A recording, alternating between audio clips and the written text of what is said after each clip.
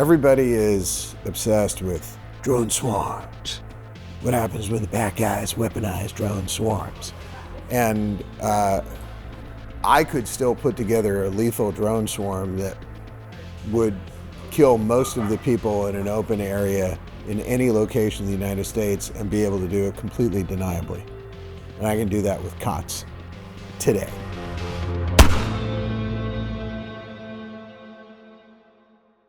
I'm Jake Chapman, Managing Director of Marque Ventures, and this is the Bullets and Beans podcast, where we talk to allocators, investors, founders, active duty, and government civilians who are interested in investing their time, their capital, and their resources in national security.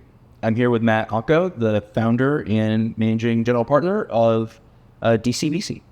Thanks for joining us, Matt. Really happy to be here. I think you guys are literally doing God's work. We are doing our best. We're trying. But you, well, first, tell us a little bit about yourself. But you've been doing the Lord's work for a long time, sort of OG in the space. My first contract with the Department of Defense for solving a difficult problem was when I was 14 years old. And I'm sliding towards my late 50s, so it's been more than 4 decades. Okay, so your first project for the government, national security, was at 14.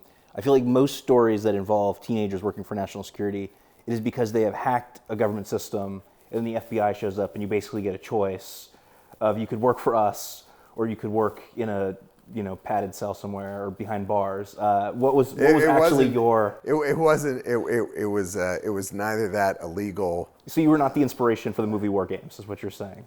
I did my work before War Games, so I watched the movie with a faint degree of amusement, given how unrealistic it was. I still can't really talk about what I worked on, but I can share a funny story about the negotiation of the contract. My dad, who was a law professor but not a practicing lawyer, asked a friend of his, a very slick, capable Southern gentleman lawyer. We were living in North Carolina at the time, to review the contract. And he looked it over and turns to my dad and he goes, "Well, John, it seems imposing, but at the end of the day, you can really rely on 2 things. First is, in a strict legal sense, as a minor, your son can't really accede to the terms of this contract in a binding way, no matter what the government says. And second of all, if he screws up, there will be no government or anybody else left to sue him." Nice. Yeah, I love the accent too. So maybe you were the inspiration for the movie War Games. I seriously doubt it. But I had a lot of fun, and it began a lifelong obsession with figuring out how our country can do more for less, faster and better in the service of not only its own defense, but the preservation of the West and Western values. So, I mean, let's take that ethos and then fast forward to this phase of your career where you launch DCVC, and you really were one of the pioneers for the push for deep tech or frontier tech. So taking venture capital really back to its roots, right? Investing in hard things and not just dating apps for dogs and enterprise SaaS. And so what made you decide to get into the space? I'm sure it was a tough pitch for LPs. I've been doing the same thing in my venture career and my entrepreneurial career for literally 40 years. Deep tech is, in fact, the only thing, in my view, worth doing in venture capital. And it really actually wasn't a tough pitch for LPs. We like to say that solving the impossible to address the existential is, in fact, very profitable. So in the ballpark the last year between direct cash distributions and liquid securities piled up for distribution, we're on the happy side with our LPs for about $1 billion, which not a lot of people have done. And in the last couple of years, plus or minus, closer to $2 billion of net distributions to LPs. The dirty little secret, and I share this secret because I want more people solving hard problems in the service of a better life for folks on this planet. Solving a problem that has an absolutely essential market is in fact lower risk than vomiting 700 or 800 million or $1 billion into a SaaS app, whether it's AI infused or not, that can be thrown away by a disgruntled chief information officer at the drop of a hat. And not only that, but because the stuff that we do and our deep tech brethren do, we're not the only group doing this, and by far from singular view or singular capability here, is backing into an investment that is relatively uncontested because it does something or addresses something that's scary and poorly understood or seems in an innovation-resistant industry, gets you a better entry price, gets you the ability to control your capital allocation across stages of capital formation, and lets you double down in accordance with progress, not because there are 17 other feral startups all marketing the same thing. The cool kids sectors exhibit downward spirals. The entry prices are too high. The companies are overfunded. They spend all of their money too quickly on trying to kill each other to deliver relatively undifferentiated products to typically unhappy customers. In terms of a US fund, which you asked about, I don't have a good answer. I don't have an axe to grind one way or the other. What I can tell you is that the great mistake with some of our adversaries that we're making is to fail to understand that they are pursuing like a dark and evil incarnation of an improv night, yes and. So there's a lot of worry about China catching up to our exquisite systems. Look, they're building their own aircraft carriers. Oh, they've got their own stealth aircraft. They're modernizing their nuclear forces. Sure, they're doing that.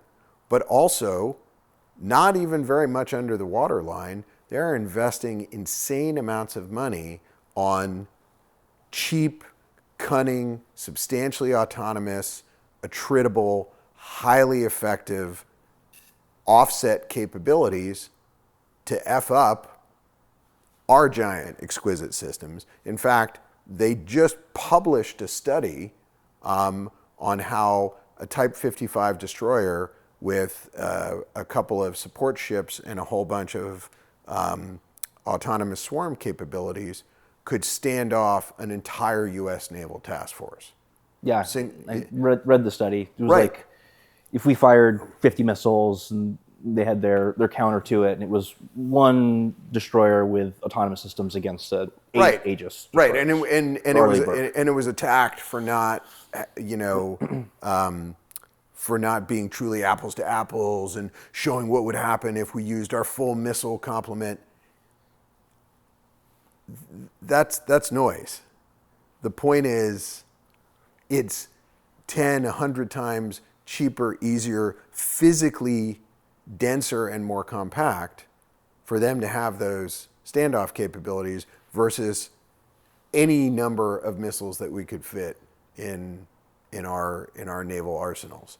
So the Chinese investment in their whole of nation civil military fusion investment in just that chunk of autonomy.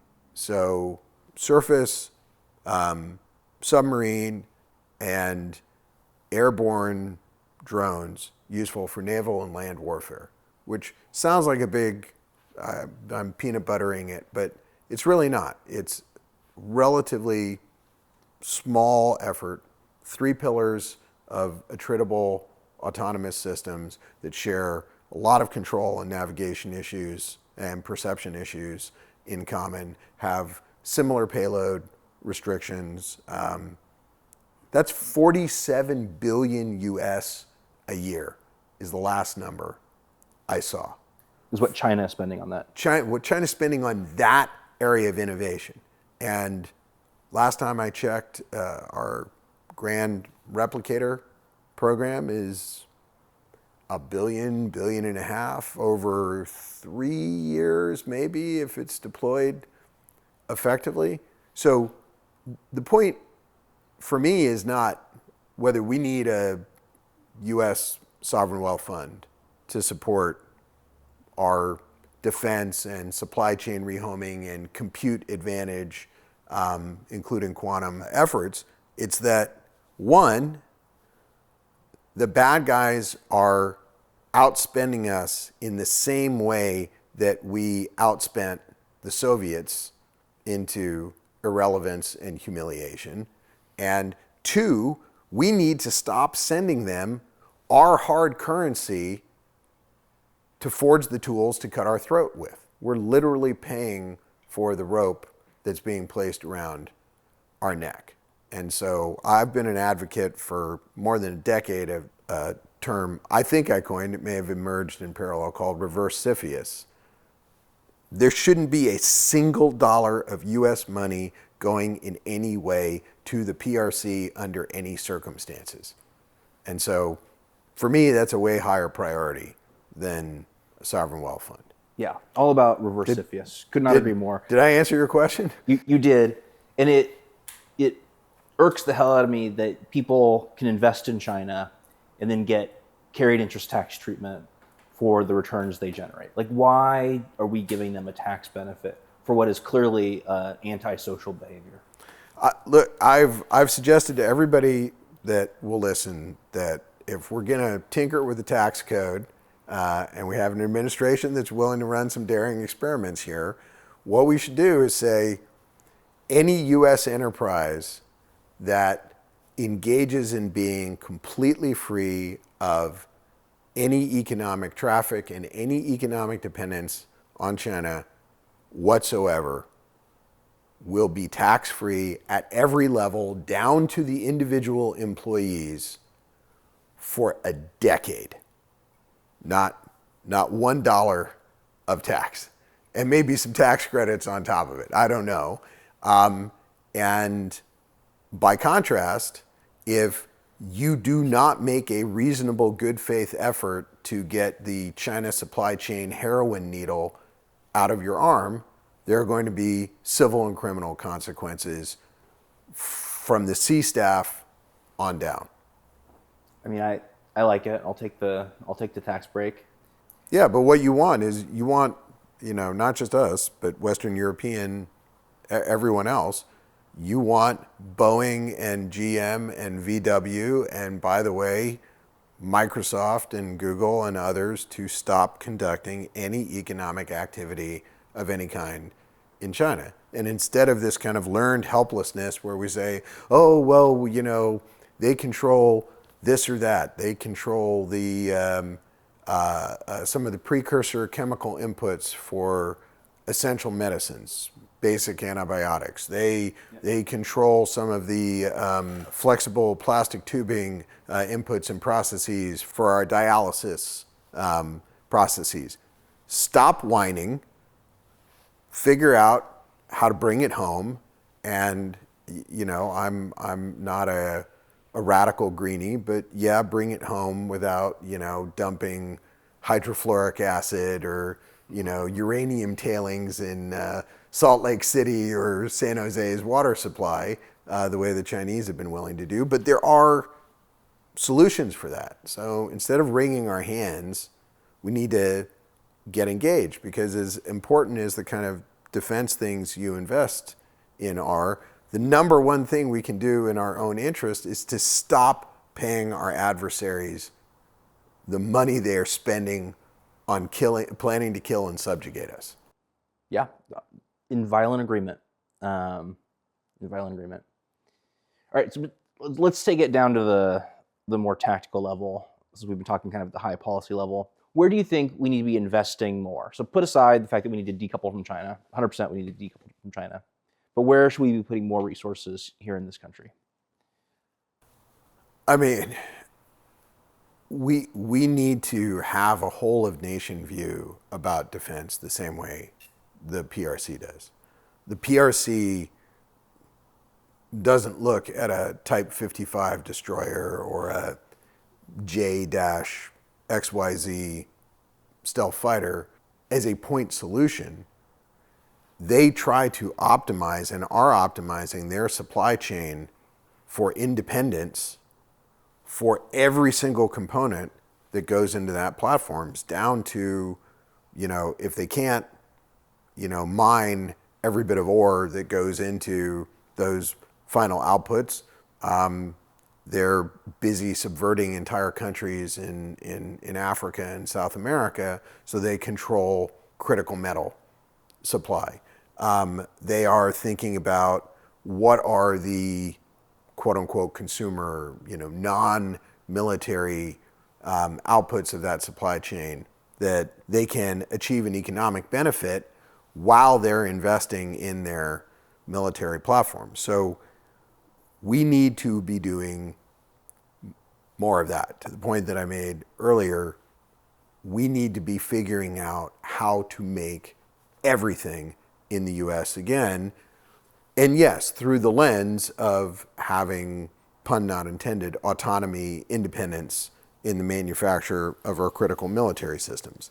Our investment in autonomous systems, and when I say ours, I mean as a nation, is 100x lower than it needs to be. And again, it's not just outcomes. So does Shield AI deserve more money? Absolutely. Does Saronic deserve more money? Do the 5 promising companies coming up the curve beneath them deserve more money to to try to power up this autonomy curve as quickly as possible? Absolutely, yes.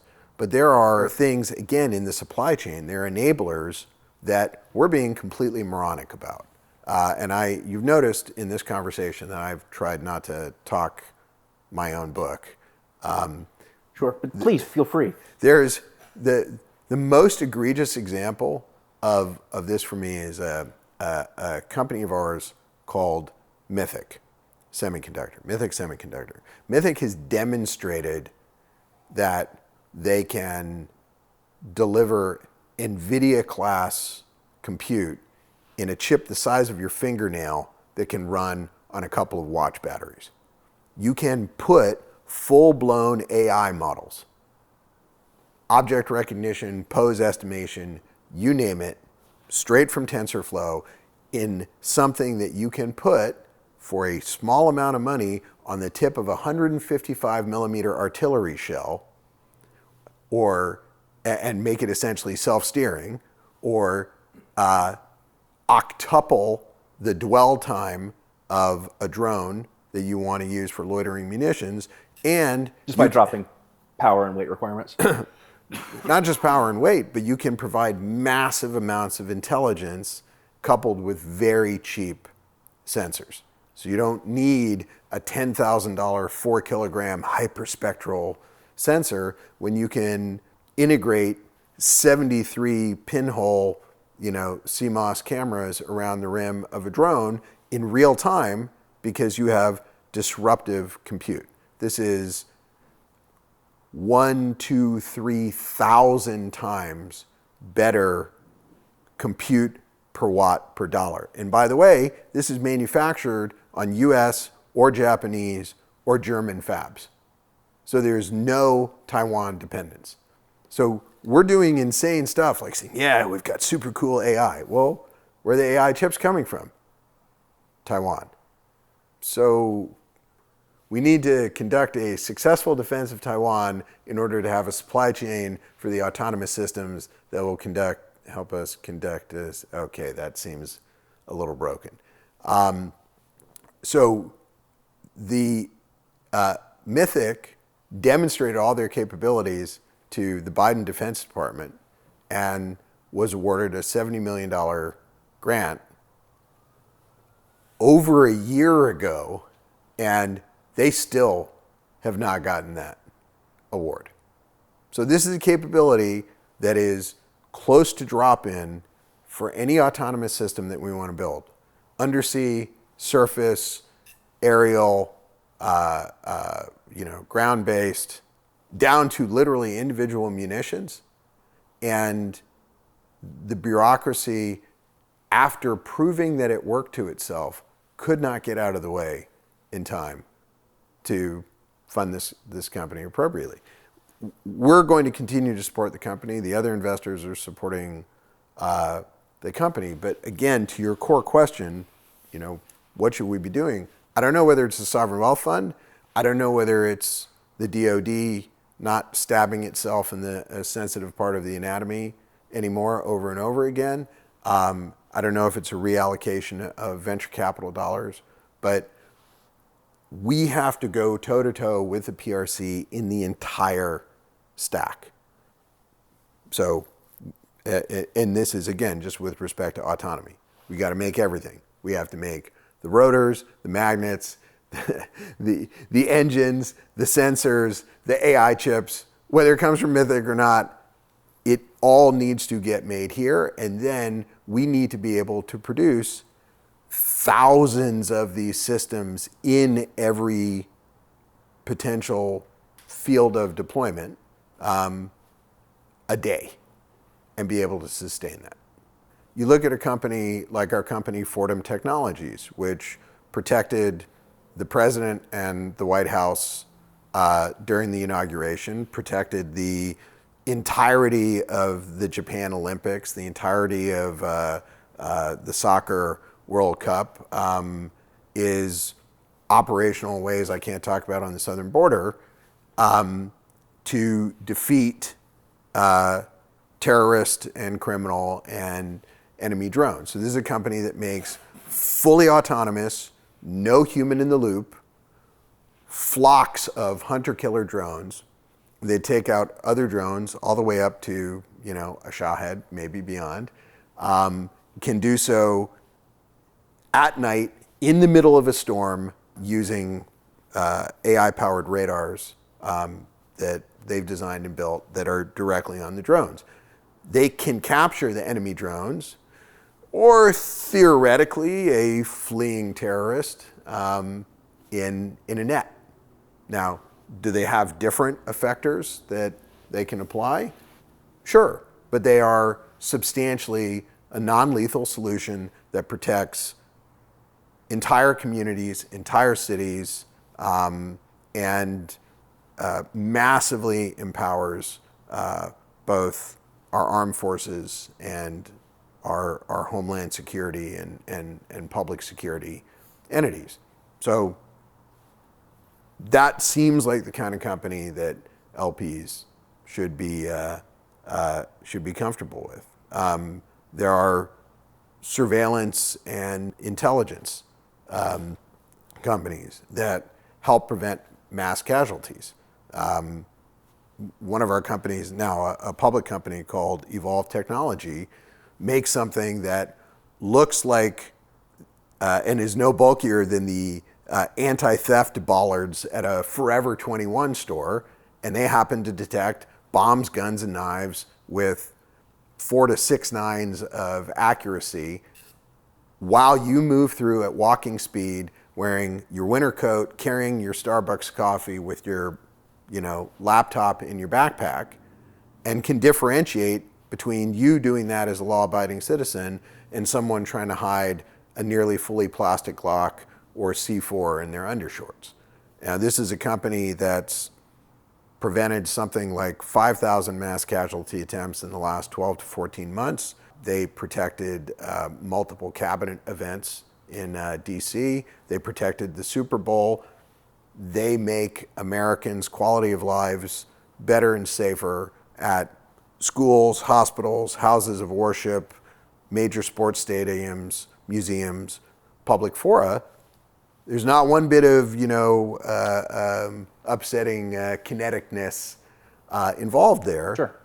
The opportunity to do more of that, to have the nation's back, is, I think, large enough that anxious LPs can be offered the opportunity to elect in or out of these different classes of investment. No, it's an interesting take. So there's enough space for the conscientious objectors to still make a positive impact.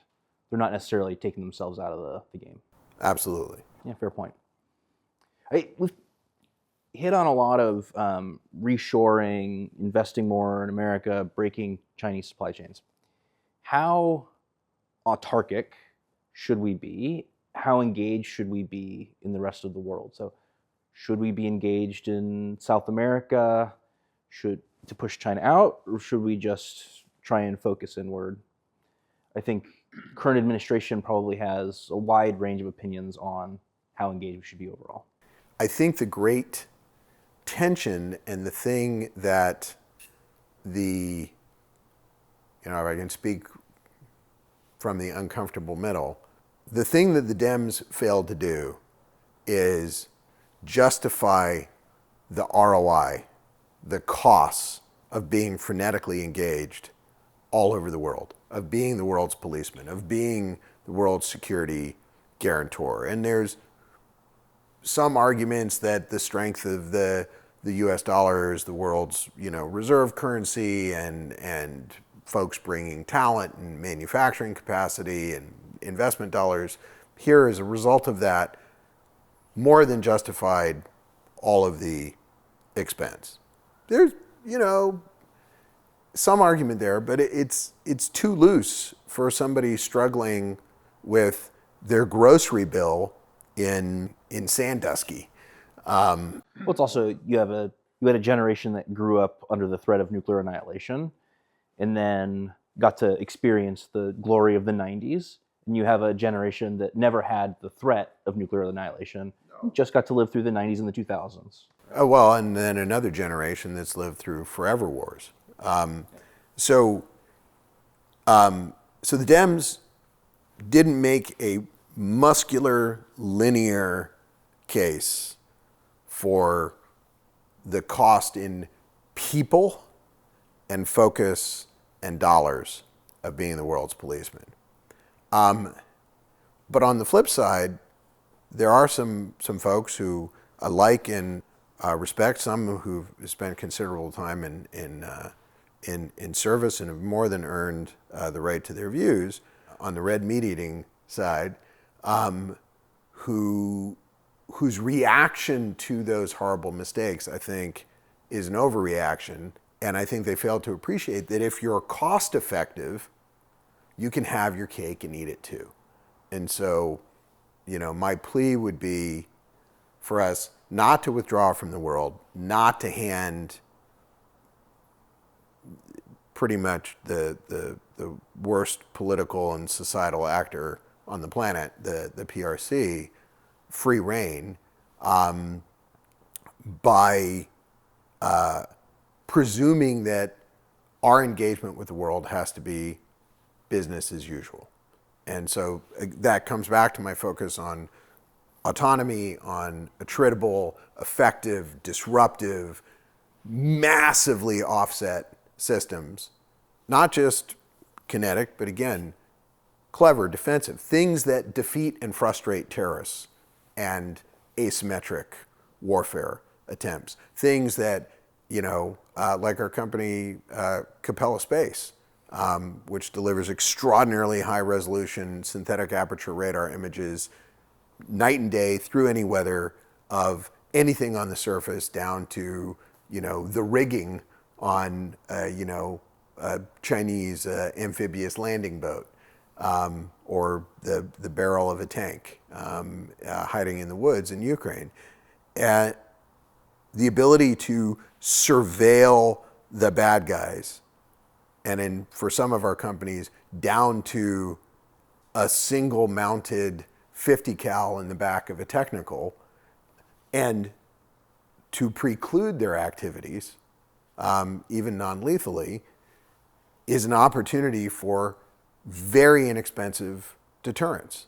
Being able to provide small communities throughout the world the means to defend themselves with, again, highly effective, highly autonomous, highly inexpensive offset systems changes our financing and our security Spicy flock safety. calculus. Yeah, if all of the innocent Christian families being attacked all over Africa and now horrifically in Syria, even as we're filming this, had the opportunity to defend themselves, for less than the cost of building a new bodega, our security calculus would change. The world would be a better place. Yep. No, I like it. Don't pull back. Just do it cheaper. Matt, this has been a great conversation. Thanks for coming out. Yeah, likewise. Thanks for having me.